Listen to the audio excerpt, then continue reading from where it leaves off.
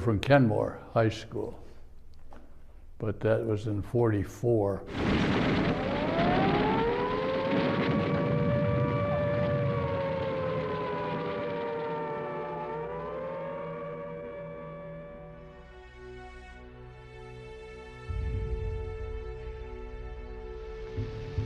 Yesterday, December 7th, 1941, a date which will live in infamy. Listened on the radio. I remember my dad must have been working, but Mom was home, and yeah, I do. I remember that.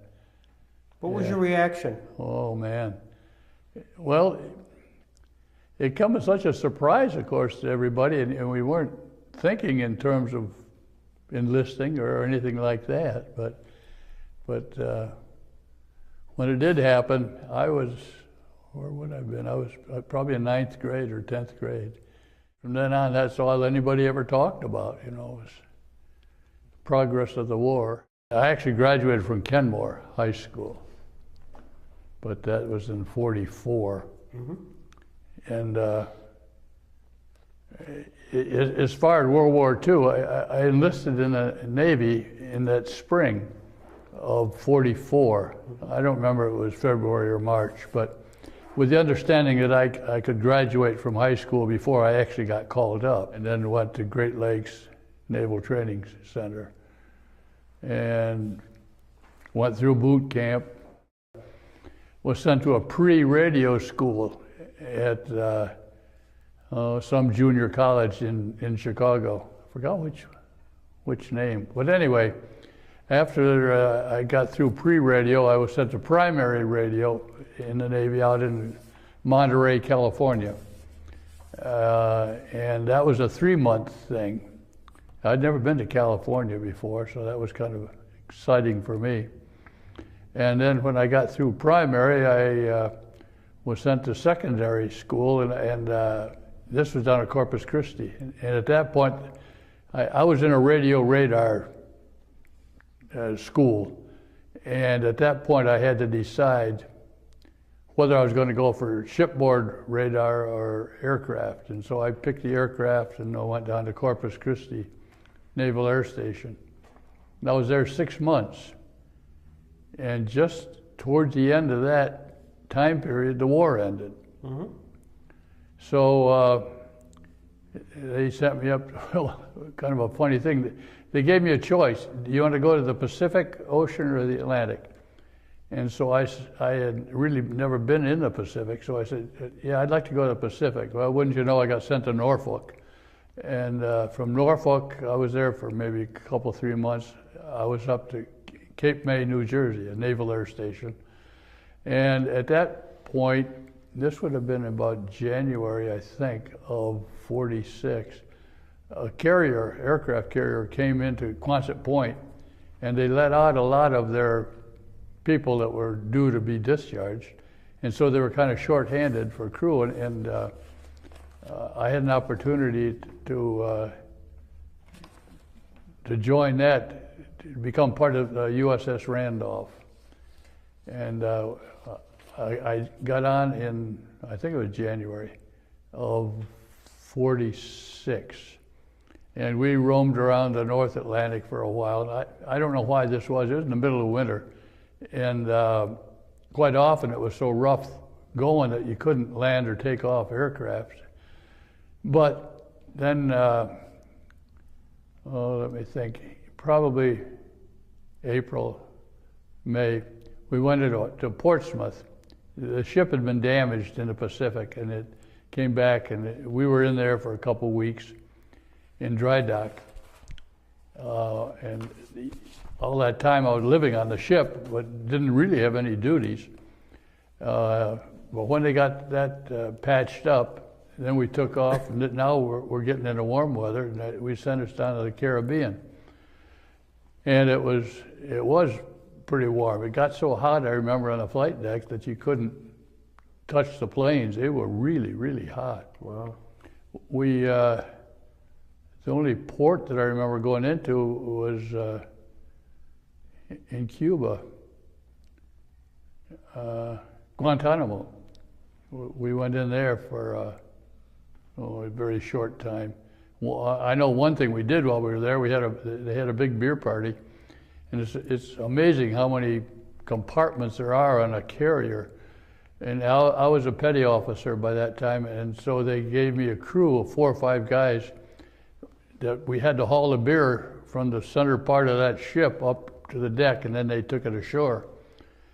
And my job was to keep those guys straight and not run off to one of these side things with a case of beer. And that was a major job, let me tell you. You don't know how many compartments there are in a carrier. Just hundreds of them, it seemed like. But anyway, that was about the extent of my life there in the carrier. My duties when we were at sea, I was with the radio radar group, and I had to be there when the planes took off. Or prior to takeoff, we had to check make sure that the radar was working and the radio was working. And then the pilot would get in and he'd test it himself, and if it was okay, he'd give me a thumbs up before he took off. And when they came back, when they landed, it was the same thing. Before they actually got their planes parked, they'd give you a thumbs up or thumbs down, depending. We all wore different colored sweatshirts. And mine, I remember, was green. I was in V2E, whatever that meant. But it was the radio and radar component. So you had a lot of downtime. Yeah, actually we did. We had quite a bit of downtime. So what does Ken Kilburn do when he has downtime on the ship? Not a whole lot. Clean up the work area, and I guess that was about it. There wasn't much more. We were just responsible for that one area, as far as the ship was concerned. Yeah. Much interaction with the pilots? Not a whole lot. If they had a problem, of course, they'd come down and talk to you. I'd always had hoped that I could get to know some of these pilots and I could get a ride on some of those two-seaters, but it never happened. So I never did take off or land. I think that would have been a great experience, but it didn't happen. I remember when I was in boot camp and we were one part of our training was to fight fires, and they had these huge tanks. I don't think it was gas, it must have been some sort of oil, and they'd set them on fire, and our job was to put out the fire. We trained in that, and there was 5 or 6 guys on a hose and stuff like that, and you'd go up and get one thing done, and then you'd back off, and I was the last guy. There were maybe 4 or 5 guys on that hose. But what I didn't realize, there was more than one of these big tanks that had been on fire. And we got one done, and we backed up, and I backed right into that tank and sat down in it, right in the tank. It was not on fire. There wasn't any danger. It was kind of warm, but it wasn't hot. It wasn't dangerous. But I mean, that was the most probably, I don't know if it was the funniest, but it was the most embarrassing part of my training. Because I was all oil and everything else. Got quite a mess. You had all this radio training. Is that anything that transferred into what you did after the war, your civilian life? Well, in a way it did, because when I got out of the Navy, and I had the GI Bill, and so I wanted to go to college. And I wasn't really thinking in terms of what I wanted to do in college, but I had to make a decision. It was going to be electrical engineer, mechanical, or whatever. And it just seemed like I was more logical to go electrical, since I'd had quite a bit of radio and radar type training. I can't tell you much about him, because the only time I ever saw John Wright, and this was like a week or 2 after I had signed on in 1950, he died. And we all got a half a day off from work. The funeral was at the First Baptist Church, and the only time I ever saw John Wright, he was horizontal.